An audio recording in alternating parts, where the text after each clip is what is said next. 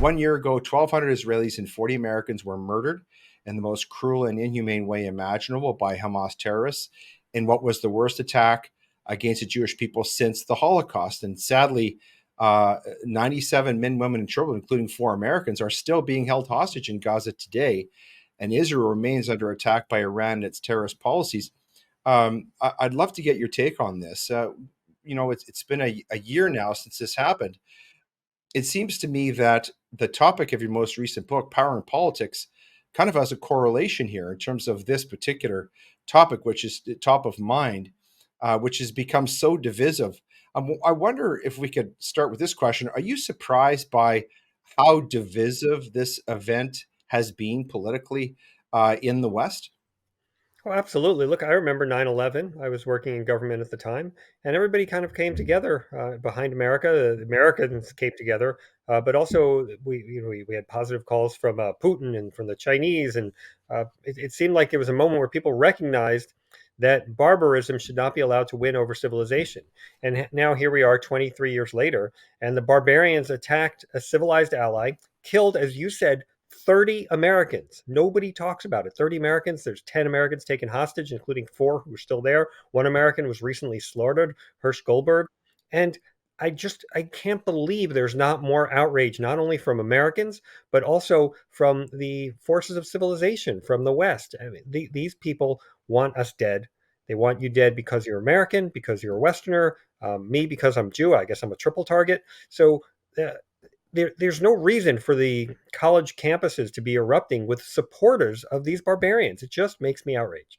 hmm Talking about this connection between power and politics and talking about what's going on in Gaza and Israel, there are obviously some very wealthy people, politically connected people in the United States who support Israel.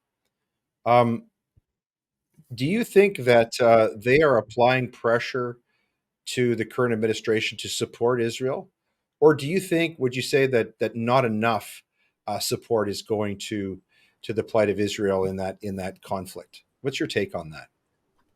I would obviously like to see Israel more strongly supported, and I think there are some wealthy people who are pro-Israel, but there's a lot of powerful people who are not pro-Israel, and Yes. I find that very worrisome because those people I don't think would do very well in a world ruled by Hamas or Hezbollah or the Iranian Axis. So I think they should rethink their alliances. Yeah, I don't think there are many human beings who would do well in that environment. The whole thing seems to be rather anti-human. You wrote a piece earlier this year for the Washington Examiner. It was published in April, entitled "Biden Bows to Left-Wing Staff on Israel." What was the thrust of that piece that you wrote? Well, look, I've got to give Biden some credit because in the initial days after October 7th, he said he stood with Israel. He went to Israel during wartime, which was a great move of support. But since then, there's been just this steady creep of more and more criticism of Israel, this sense that escalation is the worst possible thing. We're against escalation. We're not against escalation, we're for victory.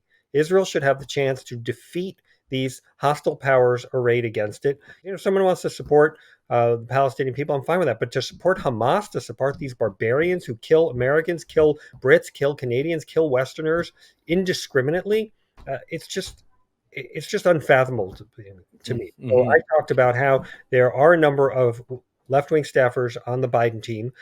They write these letters objecting to the Biden administration's policies when they support Israel. They are um, they're they've got all kinds of ways of making their unhappiness known, including statements from the State Department saying they're opposed to what's going on. They talk to the press about it. It's just outrageous. I mean, the interns wrote a letter objecting to the Biden administration's policies on Israel. I served in the White House. If the interns objected to President Bush's policies when I was there, the interns would have been fired. It's not even a question. And that Biden indulges these left wing staff, I think is kind of outrageous. You were involved basically as a bipartisan person, bipartisan expert.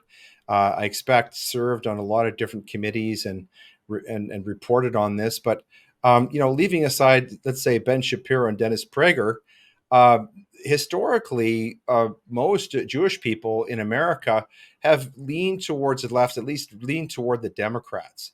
But it seems as though Donald Trump and the Republican slate, it seems to be more pro-Israel than the Democrats are right now.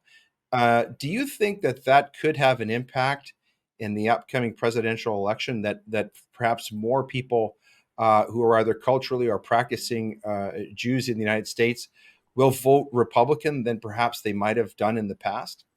Well, I mean, it's interesting that the modifier you use practicing. I mean, Orthodox Jews do vote Republican. They're more likely to be Republican, and they've been more likely to be Republican for most of the 21st century. It's true that the Jewish community as a whole is a liberal community, but the Jewish community as a whole is generally pretty secular. So the Hmm. more observant you are, the more likely you are to be conservative. That's true with the Christian community too, as you well know. And there Yes, are, yes. and the other thing is, if you look at the Jewish community in America, it's largely urban, it's very well educated, it's situated in the cities, and all of those things correspond with being left wing. And the fact that only 70% of Jews are left wing suggests that maybe Jews are disproportionately not left wing, because if you adjust for all those other factors, you'd think maybe the Jews would be 85% liberal, and they're really only 70% liberal. Hmm. That's a fascinating comment that you make there about, being sort of leftist or left leaning, because as we've seen, especially since the October 7th incident last year, we've seen a rise in anti-Semitism in the West. But that anti-Semitism has been coming from the left.